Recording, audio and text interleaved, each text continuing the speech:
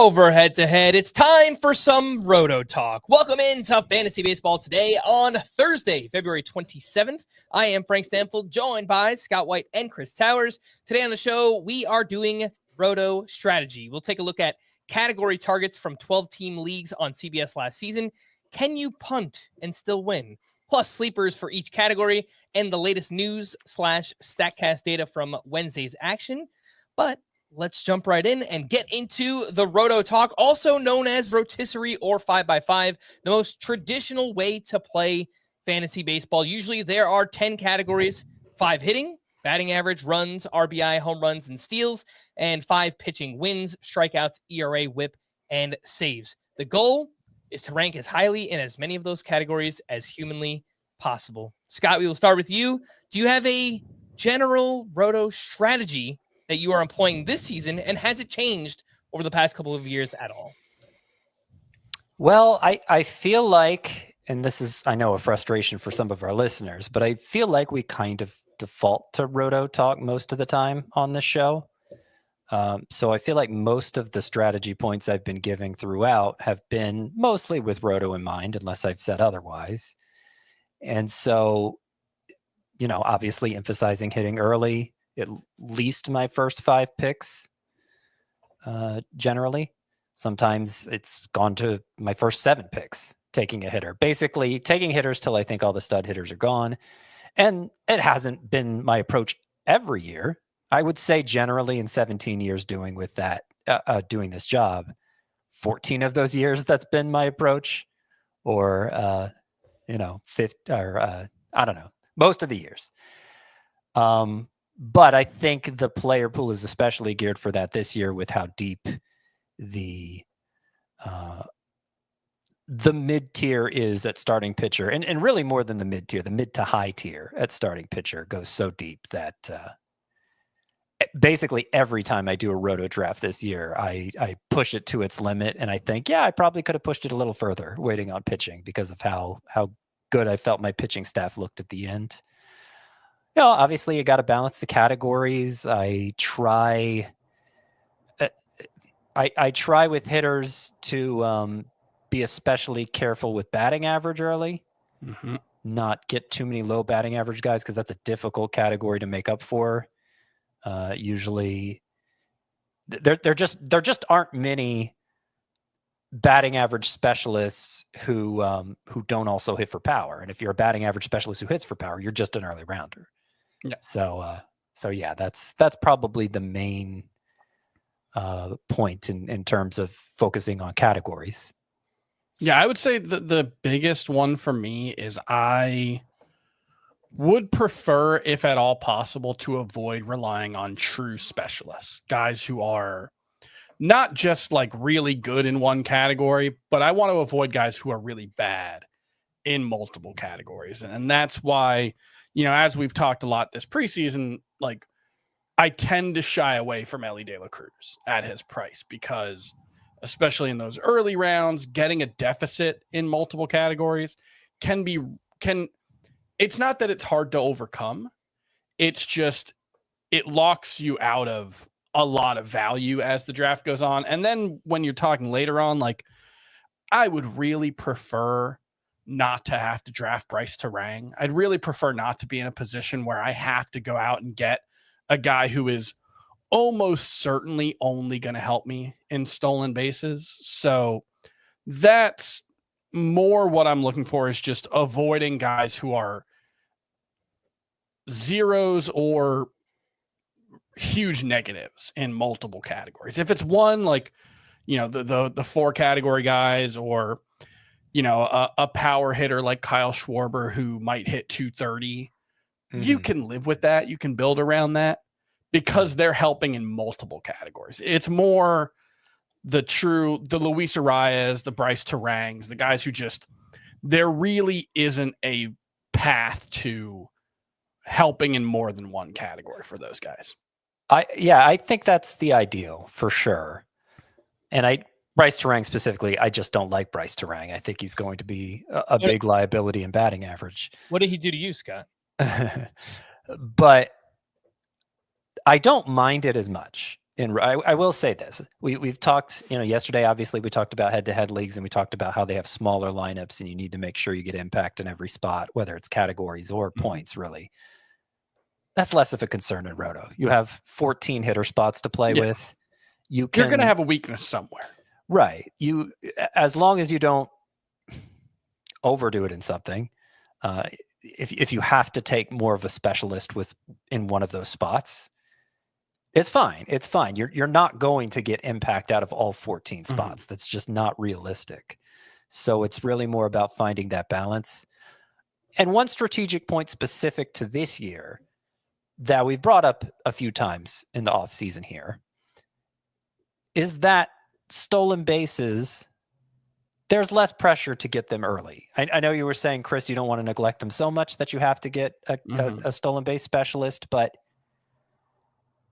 it would be kind of hard to neglect them that much, particularly in a 12-team context. There are just so many more stolen base sources than there were even 2 years ago by design. I mean, the league changed the rules to encourage more stolen bases, and it's led to this democratization of stolen bases that I think when I look at some of the industry drafts, I don't know that the industry's caught up to it yet. It seems like they're still pushing up base stealers beyond what they should. Well, part of it is you need more steals. Yeah, you do, but there's more sources. It's not just that. It's not that a higher number is going to the same select few individuals. It's just that there are so many more ways to get steals that you'll happen into a solid number without even trying, really. Yeah, and I think to that point, on the waiver wire, finding steals might be the easiest category, right? Because home runs, as we've talked about, as the draft goes on, it's kind of hard to find, and you're not going to find batting average on the waiver wire either. So I think just from the hitting categories, finding the one that you can find on the waiver wire the most is probably steals. But and just to put some numbers on this, and Frank, I know we have a whole discussion about this later. In 2024 or 2023, I guess I can just look at 2024 numbers. I do have those. In 2024, the average 12th place finisher in stolen bases stole 105 bases in a 12-team league. That's in 2021. That would have been good for 6th place on average. Wow. So that alone, that tells you how many more stolen bases there are and how much easier it is to find them. Yep. One other thing I wanted to mention with the Roto format is that the lineups are deeper. Scott, you mentioned there's 14 hitters, so 2 catchers, which some people hearing that might, wait, you start 2 catchers? That is insane. It is a little bit crazy, but yes, in Roto, it's 2 catchers, 1 of each infield position, 1 extra corner infielder, 1 middle infielder, 5 outfielders, and 1 utility spot. So, something that I've noticed more so in deeper leagues, but even in like a 12-team Roto league, I do want more of an emphasis on floor and playing time. Guys that I know are projectable and are going to be in the lineup all the time. I still want to take shots on some upside guys in the middle to later rounds, but I also want to make sure that my core and really the base of my team, there's a really, really good playing time projection. Whereas, in a shallower format, maybe you take a few more chances just because the replacement value is better. Does that make sense? Yeah, I mean, it's obviously that goes double if you're playing in a 15-team Roto league where the waiver wire is just going to be dry. But even you're talking 12 teams Roto, that means about 350 players are being rostered as opposed to 250 in a head-to-head. So it does really, so I agree with you. I mean, you obviously don't want to go too far with it because you still need to have a better roster than the rest of the league. And so to a certain degree, you can't always forgo upside for, you can't always forgo ceiling for floor, but you have to be strategic about it. And you can't pursue the upside so often that you're leaving yourself with a dead lineup spot, basically, if things don't pan out the way you hope. One thing I would add in that regard that I think is worth keeping in mind, just in a general sense, is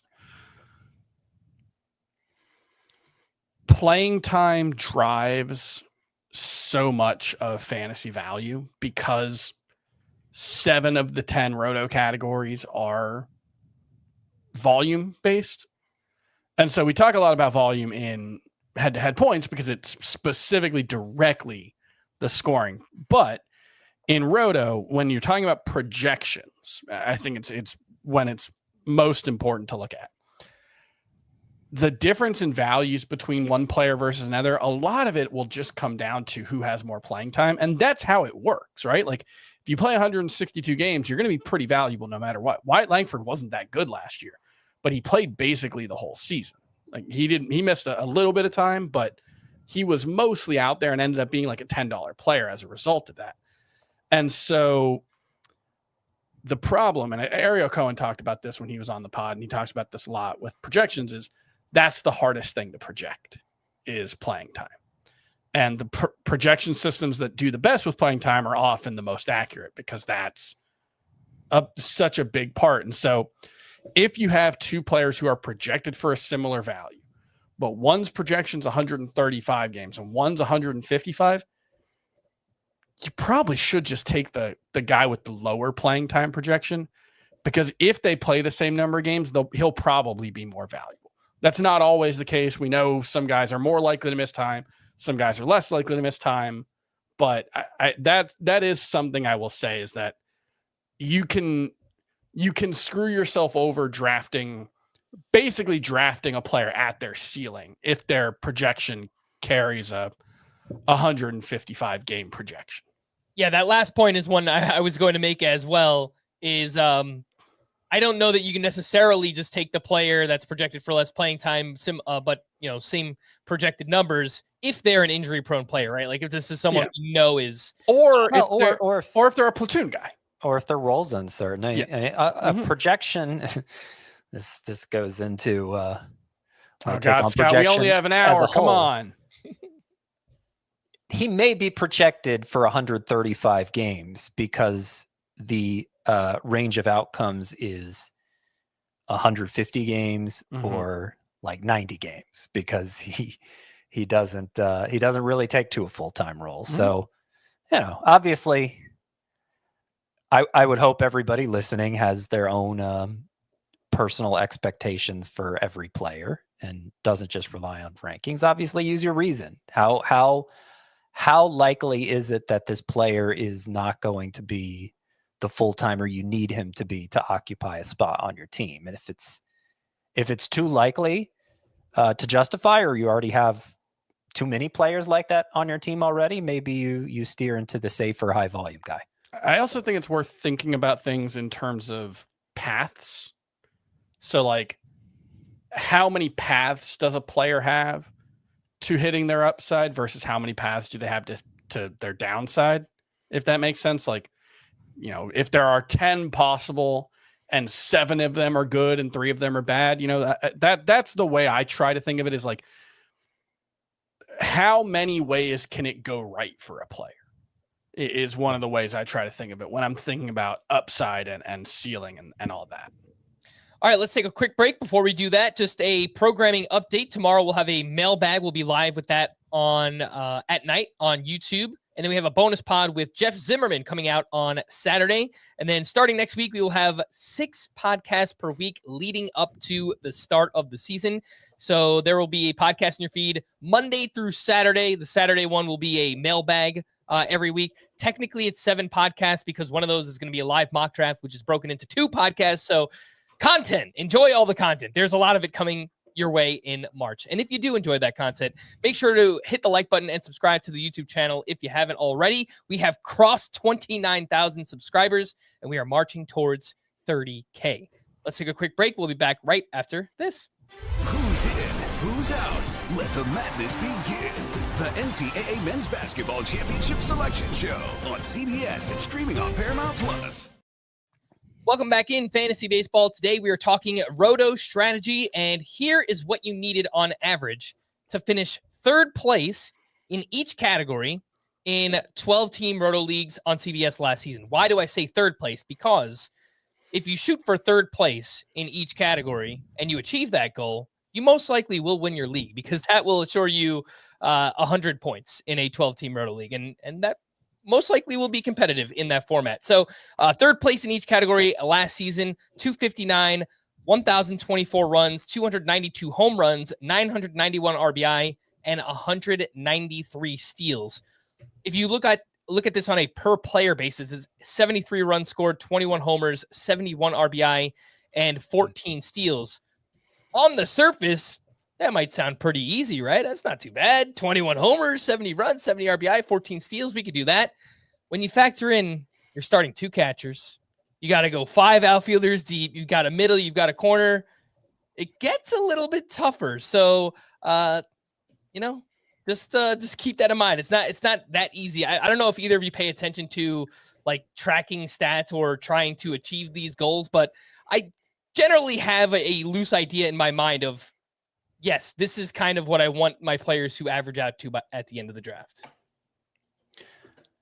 I'll admit I haven't really approached it that way before, and I am surprised how high the stat line is to average for your whole roster, your whole all of your hitter spots to average that, especially like you said, because one of those is probably going to be a not so good catcher. But that's an interesting way to think about it. I might try to implement that moving forward. Mm-hmm.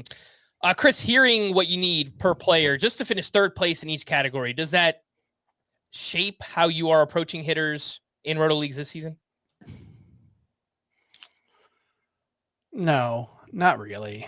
I don't know. Like, I think I have a mental model, and you can look at your team and say I'm a little short on runs and RBI or whatever. But I think that the thing to keep in mind is your final season total is probably going to be a lot higher than what your projections suggest, because your final season total is going to be whatever 182 days worth of baseball, with you're going to have fill-ins when guys get hurt. Your projections aren't going to be 162 games for every player, but you're probably going to get something close to 162 games from each lineup spot. So you don't, and obviously projections are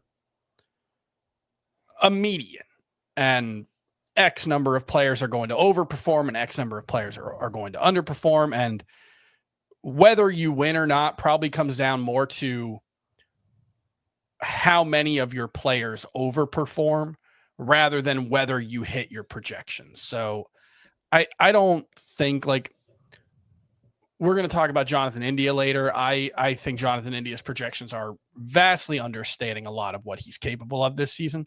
So if I plug him into a projection, my personal mental model is going to be better than what the projection systems suggest, even though, look, projection systems, well, on the whole, are going to be better than me at projecting the outcome. So it's all about identifying who you think is going to beat their projections. And, so I don't, I think it's a useful mental model, but it's not something you need to, like, if I don't have 14 projected stolen bases per lineup spot, I'm screwed, Well, this is interesting, because the whole idea of plugging in projections into your lineup and cross-referencing those to make sure you have enough of everything is just totally foreign to me. I have a mental model for every single player. You're saying you have a mental model for Jonathan India, so you default to that over projections.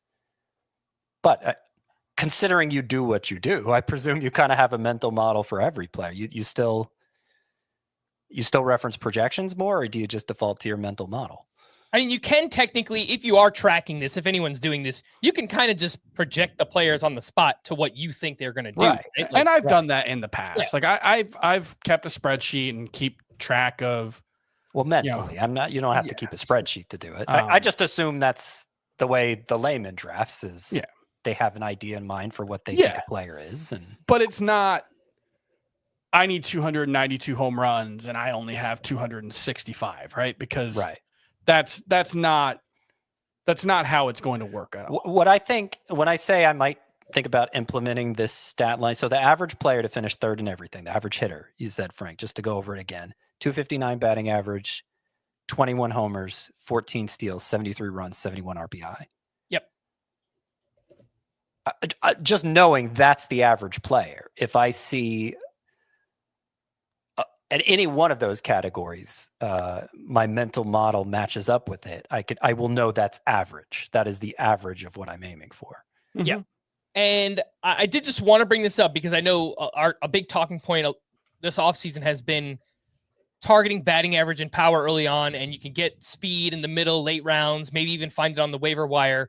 For every non-stolen base player that you draft, say you draft Yordan Alvarez, he is going to virtually give you 0 steals. Mm-hmm. The next player needs to give you 28 steals. But if we're following this logic, right? For every player that gives you 0, the next player has to give you 28. But that's only if you want to finish third place. Again, there are multiple ways to build a Roto team. You could finish middle of the pack in steals. You could finish 6th in steals, but maybe you finish 1st in home runs, and then it kind of evens out that way too. So, and I do want to point out, like, a player who came very, very close to this average lineup spot last year. It's like Brian Reynolds, dude. It's like Paul Goldschmidt last year hit 245. Okay, that's 14 points lower. That's not nothing, but it's in the ballpark. It's spitting distance. It's probably 10 hits over the course of a season. 22 homers, 11 steals, 70 RBI, 70 runs, 65 RBI. So like he was within spitting distance of all. He was slightly below average. So that's how late in the draft you can get last year. Right. Yeah. That's how late you can get a slightly below average hitter. The range Paul Goldschmidt's going in. On the pitching side of things, here's what you needed to finish third place in 12-team Roto leagues on CBS last season. 95 wins, 81 saves, 1,417 strikeouts, a 3.51 ERA, and a 1.15 WHIP. Per player, that's 10.5 wins, 157 strikeouts, and then depending on whether or not you start 3 relievers or 2 relievers. If you start 3, then you need 27 saves per closer. If you only start 2, then you need 40-ish saves per closer. And obviously, like the 10.5 wins, that's based on 9 roster spots. Wins are really hard to project. Like relievers are going to give you a few, but say you start 6 starting pitchers, you probably need on average 12 or 13 wins from each of those starting pitcher spots. So hearing that, what is your optimal breakdown for pitchers this season? I know typically it's like 6-3 or 7-2. What do you think based on hearing those numbers? I think it depends when you take your first closer. Yeah. Because if you take a closer early, you probably should only take 2. Maybe you have another guy on the bench who you think could get saves, but I think to start out, look, you also have to keep in mind your starting lineup in week 1 will not be your starting lineup the whole season. Right. And if you find you need more saves or you just stumble upon another save source who's good, you can put them in your lineup. But I think it just mostly depends on what you've invested. If I'm going to be the person who takes a 5th round closer, I'm probably not going to have 3 closers in my starting lineup. It's just not an optimal way to distribute your resources. And I'll also point out that historically, when I've looked at this and when I've seen other people do it, saves have the lowest correlation between your total and winning your league. It just, it doesn't, among the 10 categories. Category. Yeah, it's the most isolated category. Doing well in saves does not really guarantee you will do well in other categories. And saves are the category that you can afford to do worst in and still have a chance to win your league. But it is a very easy category to try. It is a very easy category to be good at if you set out to be good at it. Sure. You have a lot of control over where you place in saves. Obviously, if we're talking 15 team versus 12 team, this is probably the category that makes the biggest difference in how you approach it based on league depth. But in a 12-team league, certainly in anything shallower like a 10-team league, I always try to get 3 closers. Granted, I'm never the guy taking 1 in round 5. Yeah. So maybe if I was, I'd think differently. But My feeling is you can never have too many save sources. You can always find other starting pitchers to supplement those stats.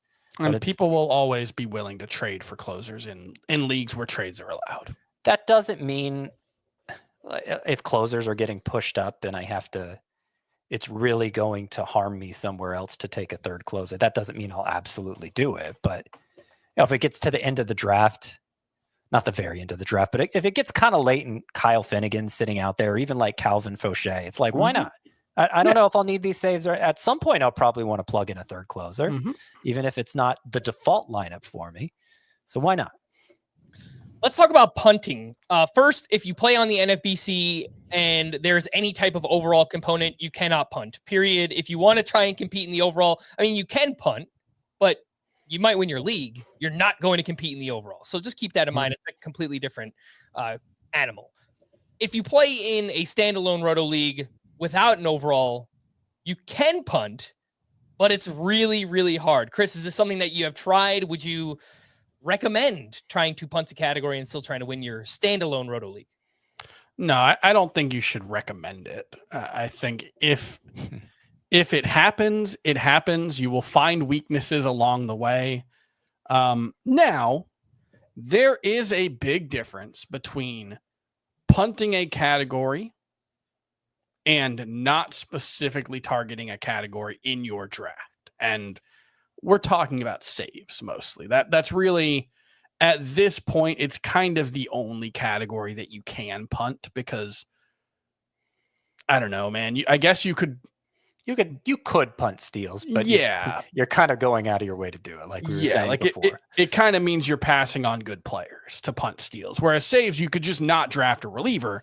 And I do think that could be a viable strategy because what you're looking at is there are going to be, 6 closers who emerge in the first month of the season, probably, and maybe 12 over the course of the first half of the season. Hopefully not, Chris. Come on. It's going to happen in the first month. It's going to happen. Yeah, last year was pretty stable till the trade deadline, but that's pretty typical, I'd say, the scenario Chris is laying out. And so the thought process would be, I'm going to take 12 pitchers out of my 29 picks. So 9 starters, 3 on the bench, maybe 4 on the bench, whatever the number is. And a lot of those guys are basically, I'm going to watch them pitch once or twice. And if it's not happening, I'm going to drop them. Like AJ Puck last year was a perfect example of this. And then you already know that when, who was it the Tigers closer who Alex Lang lost his job on the first day of the season? Yeah. Like that will happen. There will be probably within the first weekend of the season, some closer that we didn't think was the closer who now is, whether it's because of an injury or because of an unexpected emergence, whatever. You've now got that guy. You need to go get them. You need to go get the next guy. It's tough because you're going to have competition, but you can punt in the draft. You really can't punt the whole season though. It's just, it puts you at such a disadvantage. I think if like so many people who play fantasy baseball these days have been playing for so long, they got into it when it became popular and they've just stayed with it. And I think there's now so little margin for error, certainly in the sort of leagues we play in, that it's hard to imagine you'll do well enough in all the other categories that you can afford to punt one. If you're playing in a league with your grandpa and your 11-year-old nephew, maybe don't do it to grandpappy. Maybe you can get away with punting a category, but if like you know your league, you know how competitive it is. If it's if everybody's really sharp, I just don't think it's going to happen. It's like too much of a tightrope walk. But that being said, finishing in 6th place in saves, totally viable. That's not a punt. Yeah, it's not a punt at all. You can finish middle of the pack in multiple, like 2, 3, 4 different categories, but then you also need to probably finish first or second in a few other categories as well to kind of offset that. Because again, on average, you want to be like 3rd or 4th place in every category to place near the top in the league. And you're probably not winning your league if you're 6th in home runs. You're probably not winning your league if you're 6th in ERA. I'm not going to say it can't happen, but it's just because of the nature of the interconnected nature of all these stats. You can finish in 6th in steals and win your league. You can finish 6th in saves and win your league. It's probably not happening if you finish 6th anywhere else, just because if you're 6th in batting average, it probably means you just didn't have a great offense, right? If you're 6th in ERA, it probably means you didn't have a great pitching staff. That's not 100% the case. There will be exceptions, but I think generally speaking, saves and steals are the two that you can think middle of the pack and still win your league. And you brought up a few of the ratio stats there. Well, Scott, did you have another point before you? Well, I had a comment on a ratio stat, so maybe get into what you were saying. Look, I just want to give a PSA to everybody. Protect your ratios because the rate stats are much harder to overcome later in the season. So Chris mentioned 7 of the 10 stats are counting stats. So depending on if you're low in steals or home runs, you can kind of play the waiver wire or make trades, and you can finagle your roster to move up those categories faster. If you're 9th, 10th, 11th, 12th in ERA, WHIP, batting average, it is incredibly hard to make up ground in those categories later on in the season. Especially on the pitching side, if you went starter heavy, you're just that it's so big. So many innings. Yeah, that's just that. And you're not going to find so pitchers that are good at ERA and WHIP on the waiver wire that also eat inning. Like they're not out there. To comment on the specific numbers. So to finish 3rd in ERA, you need a 3.51 ERA. That seems kind of high. That seems to me like I try to avoid pitchers that I know are going to have an ERA as high as 3.51, but that would be the average pitcher to finish 3rd in that category. That's useful to know. Meanwhile, the 115 WHIP, just from my own sensibilities, that seems kind of low. I'm surprised it's that low.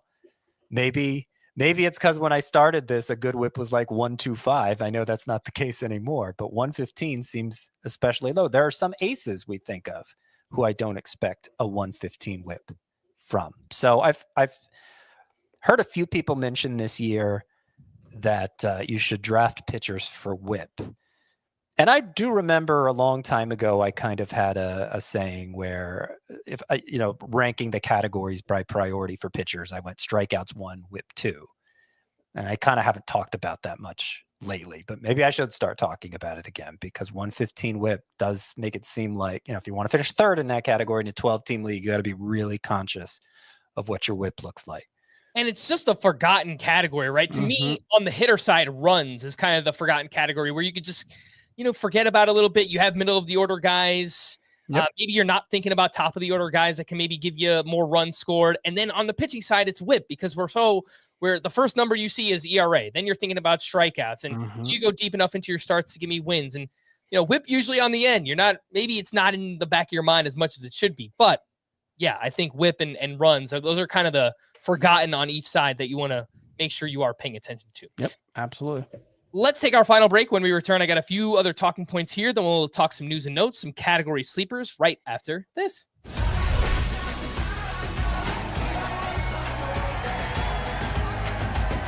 Yeah, we always find our way back home.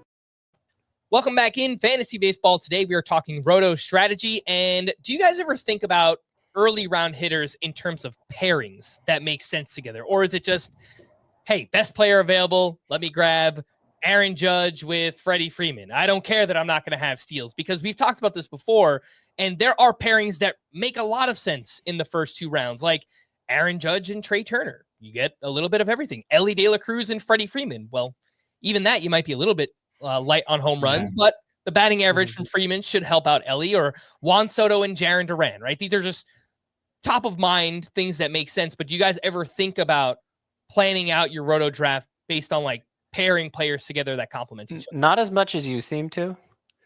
I will say that it is just 2 hitter spots out of 14, so you don't need to cover every base with those 2. Again, like I said at the top, it's mainly batting average. If I get Ellie De La Cruz in round 1, which isn't very likely, but let's say I get Francisco Lindor at the end of round 1, or somebody else who I'm not expecting to be a true plus in batting average, I'll try to make sure the other one is a true plus in batting average. You probably don't want to start Corbin Carroll, Francisco Lindor. Like, I know there's some question about Corbin Carroll's batting average and whether last year, but like that's probably two really high plate appearance guys, like leadoff hitters on elite offenses who walk a decent amount, but not a ton. They're going to have a ton of at-bats and are probably going to hit like 270 between them, which isn't bad. Yeah. I probably put 270, but it probably puts you at a deficit relative to other first rounders. I mean, picking 12th in a Roto league, that kind of sounds like my ideal Carroll and Lindor. So you make an interesting point, because maybe I am doing the thing I just advised not doing. I think, look, Lindor isn't bad at batting average. He's 275, right? Yeah, he's just not. He's not as good as most of the early rounders. I don't think either of them is guaranteed to be bad. They're just not good. And maybe I just have more confidence in Carroll's batting average potential, but I think he's going to default to being around a 270, 275 guy too.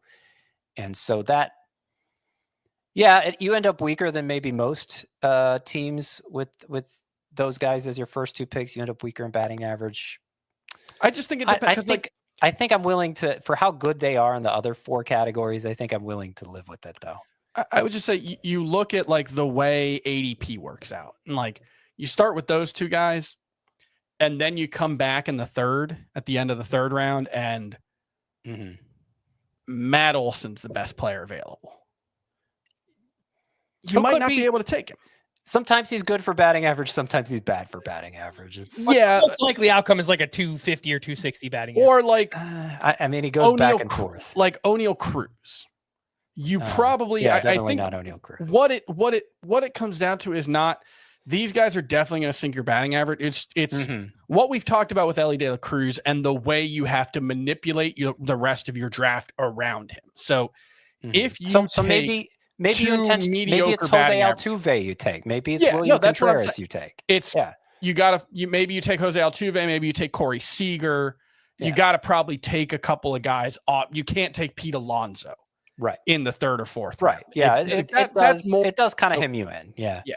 It's not insurmountable. Nothing is insurmountable. I don't know. If you take a bad player in the first round, it's insurmountable, I guess. But I finished third in the league where I spent $48 on Ronald Acuna last year. Like, you can still do it. So and I found there isn't, at the point where they're supposed to go, sometimes even beyond the point where they're supposed to go, it just doesn't feel like there's been a lot of competition for Luis Arraez or Alec Bohm as my corner infielder. And the corner infield spot is kind of hard to fill, even in a 12-team league. It just seems like by the time you get to that point, the real quality first baseman and third baseman are gone.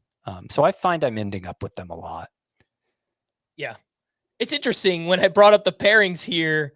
I don't know, just the way my mind works when building a Roto roster, it's kind of like weaving a web. And I always want to come back to that midpoint, right? Like, that's just the way my brain is wired for drafts where, okay, if I take Corbin Carroll or Ellie De La Cruz, I've got to take Freeman to get everything back to the middle. Like, for me, I'm always thinking that way within a draft. I don't know. I think the other way to say it would be, after the core of my team, whatever 5 picks, whatever you want to call it, I'd really rather not have a glaring weakness. I'd rather not have one place where I'm like, unless it's the pitching stats, because I haven't taken one yet. Yeah, sure. But I'd rather not look at it and say, man, I really have to make, because then what that does is, like, if you really are weak at batting average after the core of your team, what if one person takes Luis Arraez 50 picks before ADP? Well, now your options are, make sure Jacob Wilson's your middle infielder. Like, you really don't have a lot of places to turn. So that's, I guess the way I think about it, and maybe this is just the way my mind works, I'm always being conscious of batting average, maybe above anything else. And so it's not like if I go weak on batting average early, I have to get Luis Arraez.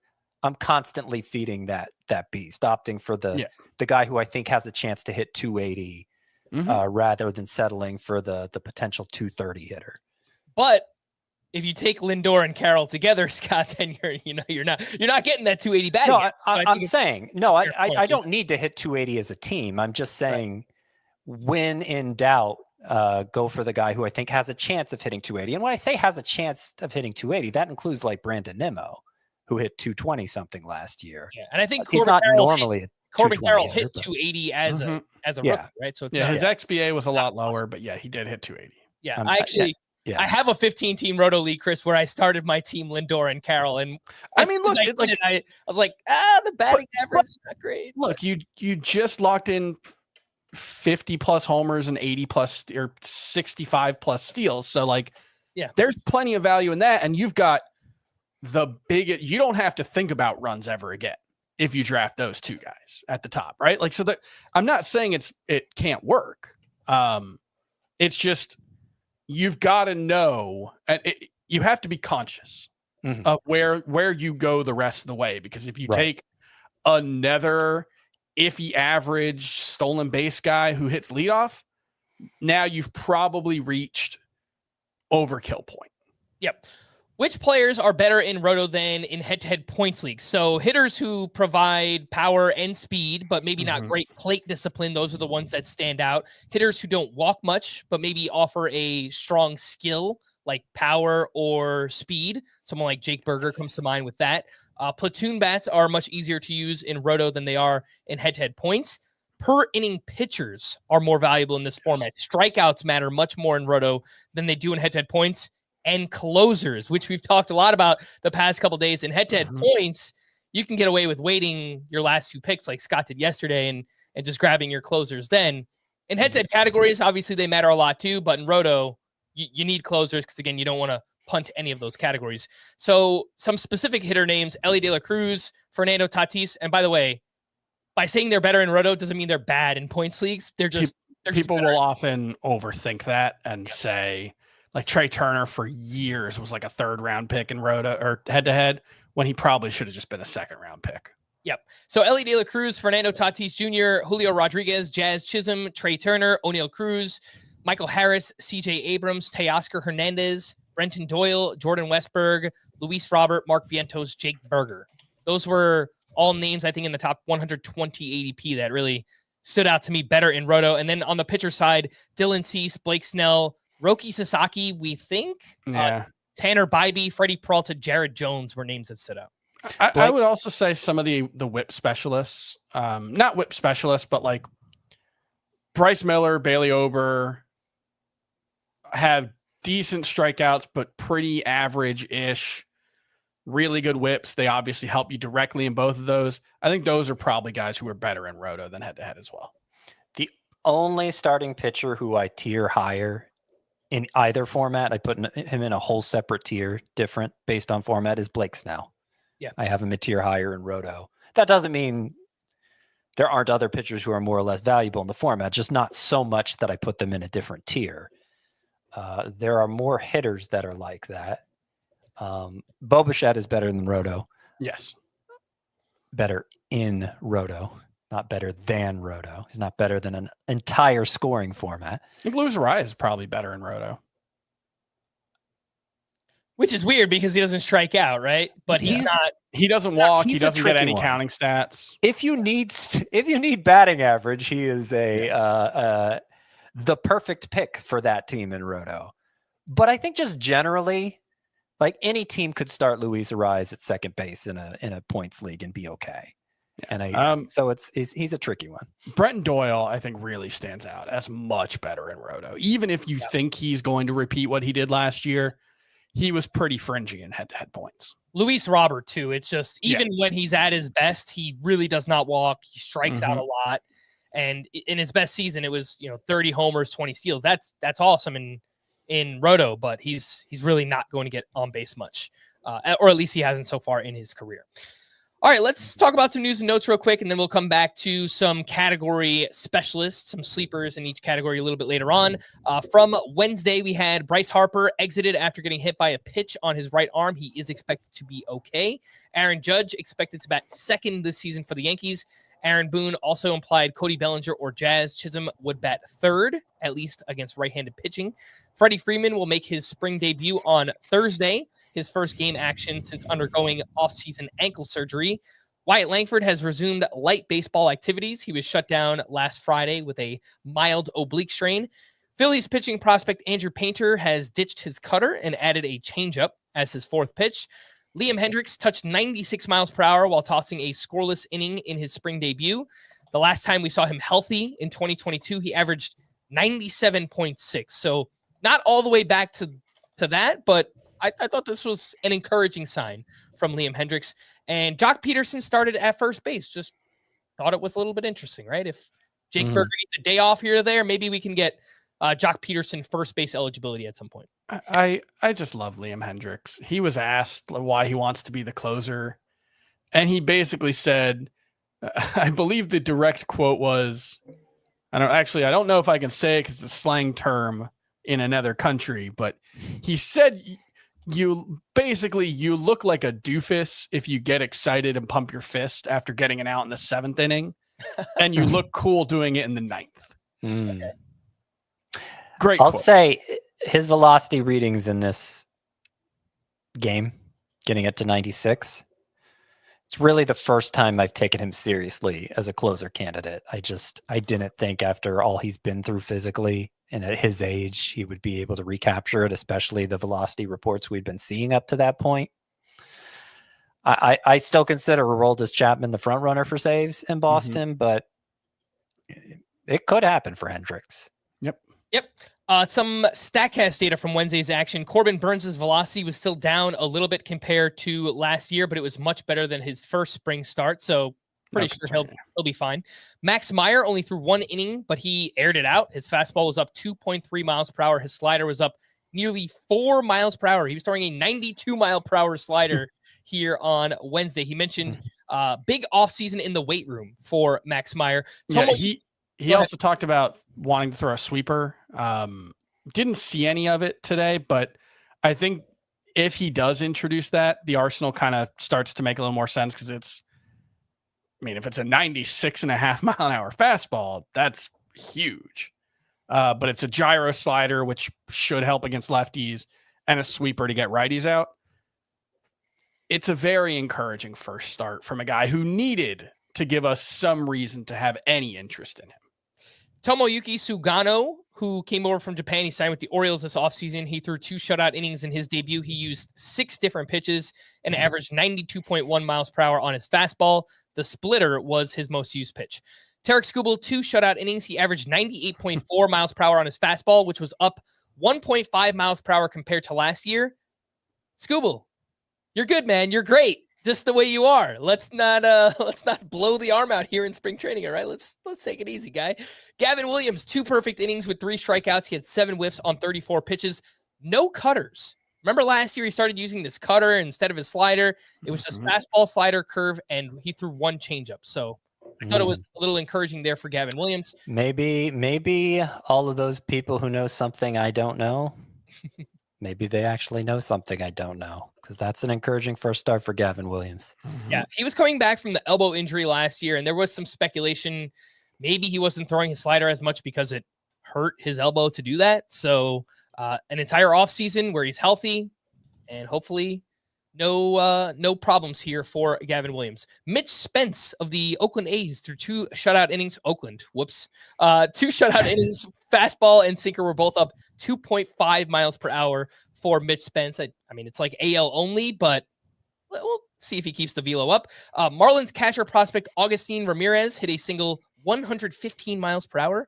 And this is not StatCast related, but I thought it was encouraging. Corbin Carroll has 3 hits this spring. 2 of them are home runs already. So we didn't see any power from him last spring. He got off to that awful start. And hopefully this is a sign that he can avoid the slow start to begin the 2025 season. And hit 280. Yes, that would be good. He on that same bases on Wednesday, so he's ready to go. On that same note, or a similar note, Julio Rodriguez is going to play in more spring games this year, explicitly with the hope of not getting off to a slow start. Really? So that would be nice. Yeah, certainly would.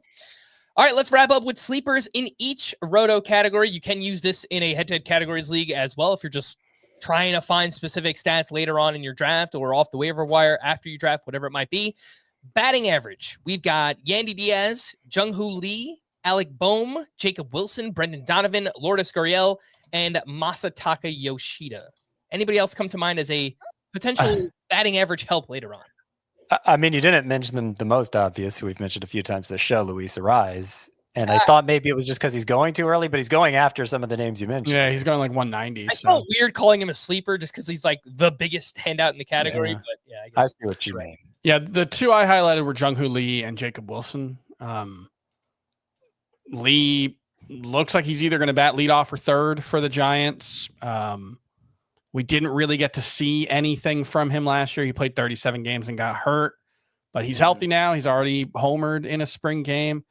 I think he could be a pretty useful player, Jung-Hoo Lee.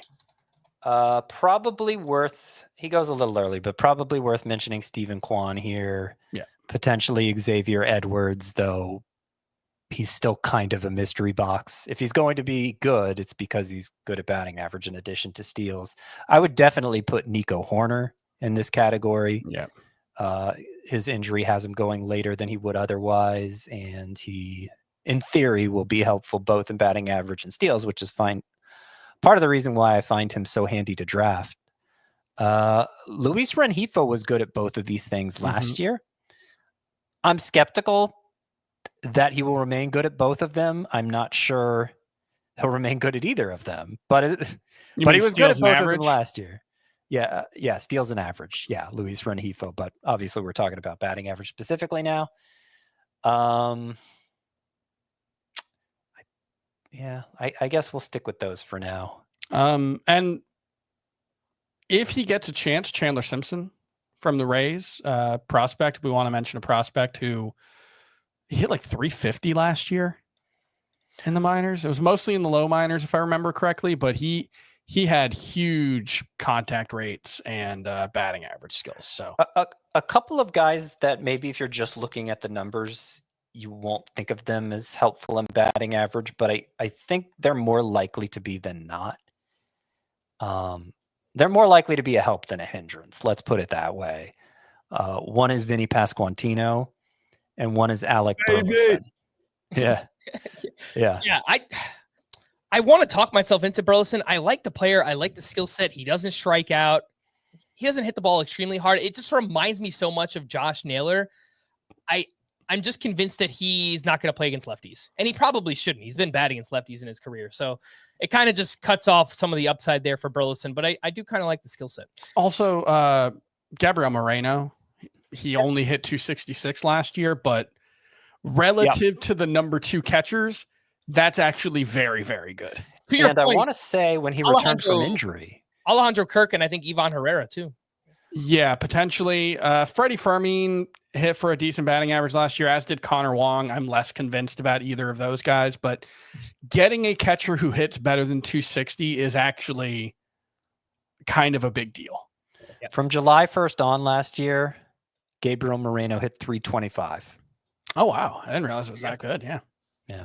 In the home run category, we have Jorge Soler, Isaac Paredes, player we all love, Max Muncy, Reese Hoskins, Michael Tolia, Tyler O'Neill, Matt Wallner, Eugenio Suarez, Tyler Soderstrom, Brandon Lau.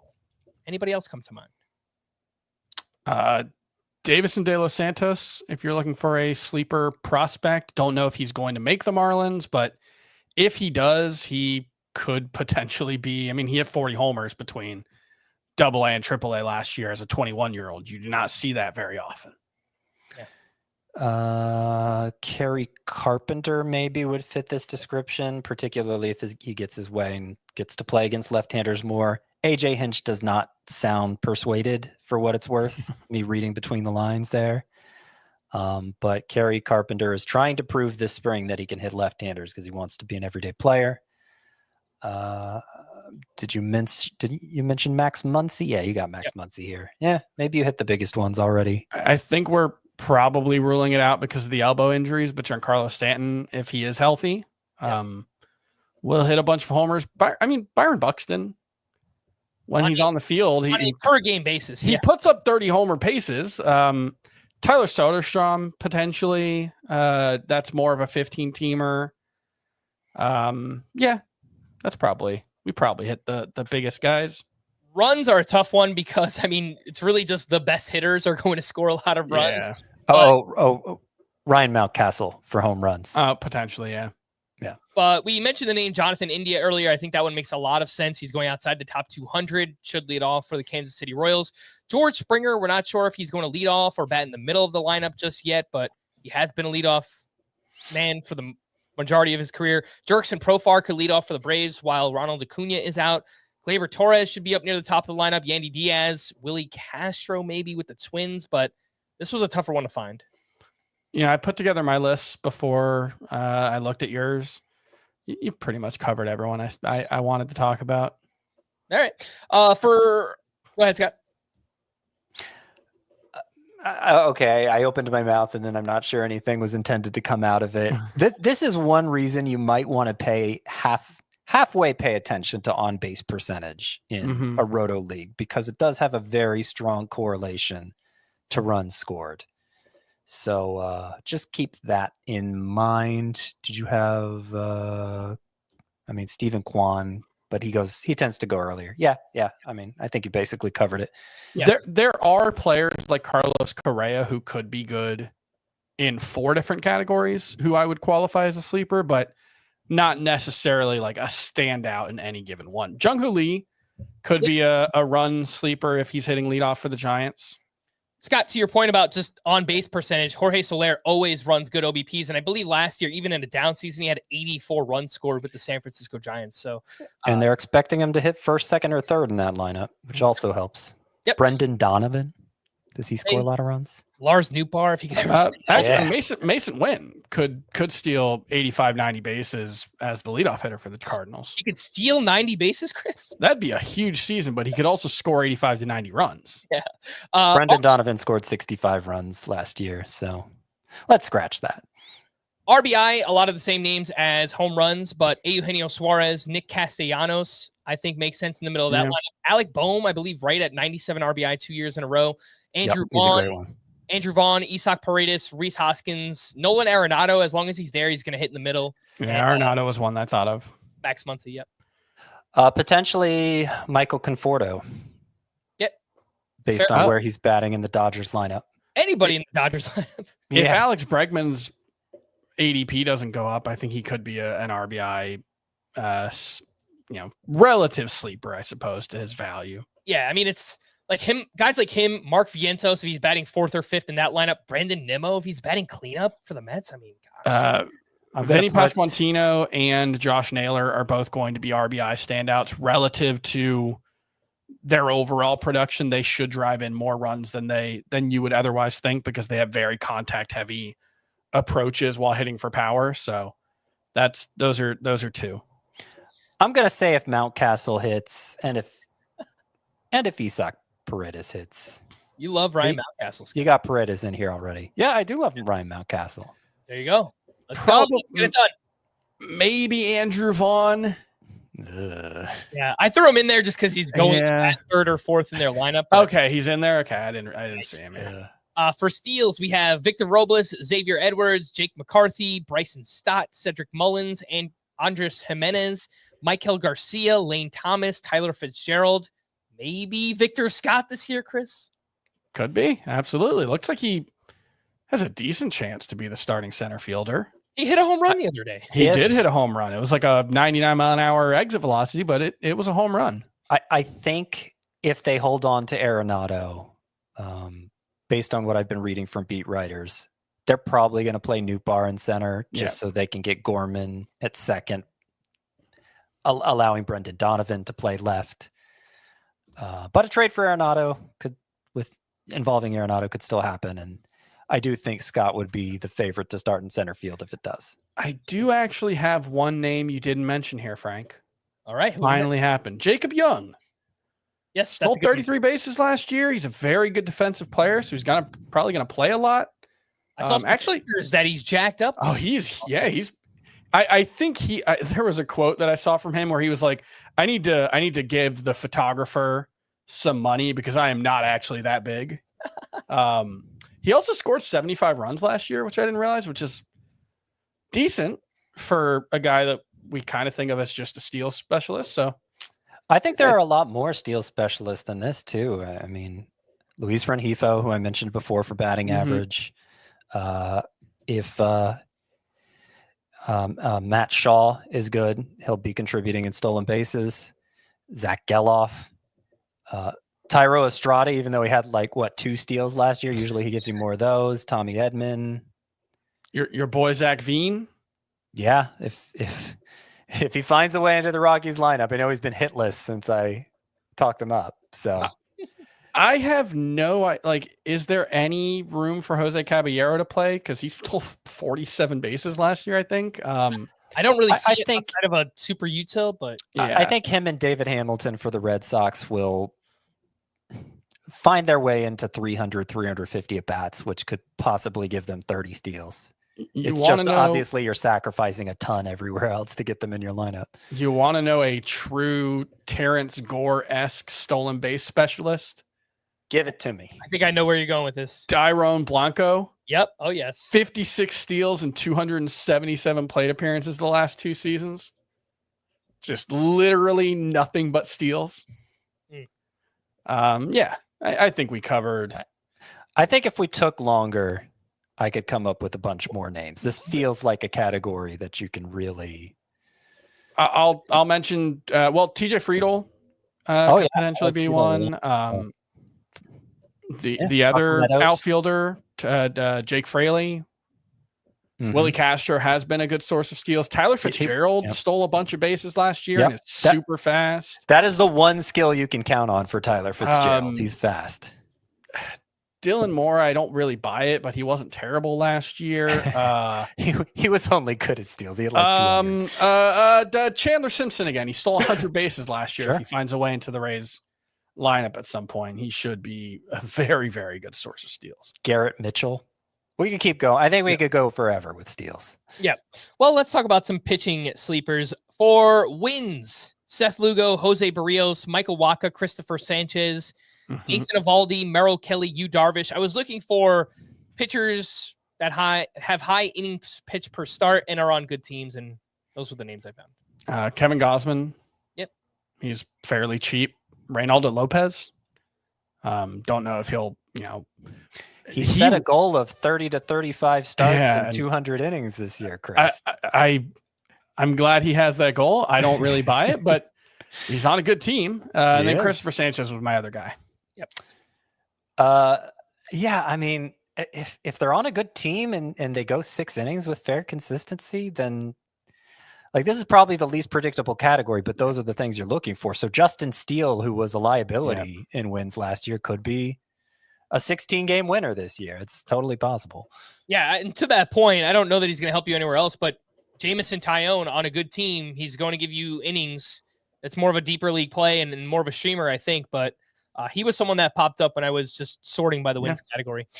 For strikeouts, Mackenzie Gore, Luis Heel, Taj Bradley, Nick Pivetta, Spencer Arrighetti, Jesus Luzardo. There are lots of names with high strikeout rates, but it's a little bit tougher because you also need these pitchers to give you enough innings in order to give you those strikeouts too. So specialists are harder on the pitching side, I think. Yes, much harder. Anyone else come to mind for strikeouts? It feels like there's... No, you took all of mine. Jackson Jobe. Sure. I think the other Rays pitchers too, while we do have some concerns, like Ryan Pepio should give you a lot of strikeouts, I think. Yeah, this is another one where I feel like there's so much turnover within the pitching ranks that we could go on forever highlighting possible... Yeah. Like Chris Bubich. He could be a big strikeout guy if what he did in relief translates. Edward Cabrera. And I'm purposely picking an obscure name there to make a point. Obviously, we could go higher end with Jared Jones if he ups his innings total this year. Yeah, I mean, there are a lot of strikeout targets. Yeah. ERA almost feels impossible because really just the best pitchers are going to give you good ERAs. But Someone who might be a swing man who is just good whenever he pitches is Drew Rasmussen. So I think he'll provide good ratios. I don't know how many innings he's going to give you or if he'll be in the Tampa Bay rotation. Christopher Sanchez is someone who stands out, who might have a higher whip, but I think his ERA will actually be helpful. Yeah, ERA, because he's a ground ball specialist. That's what you look for with ERA, if they keep the ball on the ground. That's why I'd like Clay Holmes as a sleeper, because he's as good as Framber Valdez at getting ground balls. By the way, I know we're on ERA now, but in the chat they mentioned Robbie Ray for strikeouts, and I think that's a good call. Yeah, that's a very good one. Sure. I'll also just point out high leverage non-closer relievers, especially ones who will throw multiple innings occasionally, are going to be perhaps the most true ERA and whip specialists. So Cade Smith, Brian Abreu, Griffin Jacks, Matt Strahm, Luke Weaver, I think. Yeah, those guys, anyone who could get 75 to 80 innings, which is pretty rare, with great ratios, 100 strikeout upside. And obviously, they're nice to have around, especially in a 15-team league, because if anything happens to the guy ahead of him, like Cade Smith's a top 5 reliever if he's closing. Yeah. People keep suggesting good strikeout targets. Nick Pivetta Yes. is another one. Even when he was kind of underwhelming, I think he got 171 last year. Yep. Yeah. Good strikeout target. What other names do we have, Scott? Anyone else good? Anyone else pop up? Nick Pivetta was a good one. Nick Pivetta was a good one. Yeah. Well, they're like Tristan McKenzie struck out 191 guys in 2022. Yeah. Well, he also had a really good whip and a 2.90 ERA. So I don't know if he's a strikeout sleeper as much as if he's good, he's just going to be good. He got a ton of innings, which was a big part of it. Mackenzie Gore, if he takes a step forward with the innings, he'll probably be a good strikeout source. Yep. Whip. This one's actually, whip is a little bit easier to find guys later on that can actually help you, because that skill set of, throwing strikes, not walking many, fly ball pitchers, Nestor Cortez, Cody Bradford, Bowden Francis, Nick Pivetta. I think Nathan Eovaldi is going to be a positive whip contributor. Those 5 in particular make a lot of sense. Low walk rates, high fly ball rates. If with the high fly ball rate, there is a trade-off where you might have kind of a high ERA relative to the whip, which we saw obviously with Bailey Ober last year. But yeah, I like Cody Bradford for this. You know who had a surprisingly good whip last year? Nick Martinez. Yep.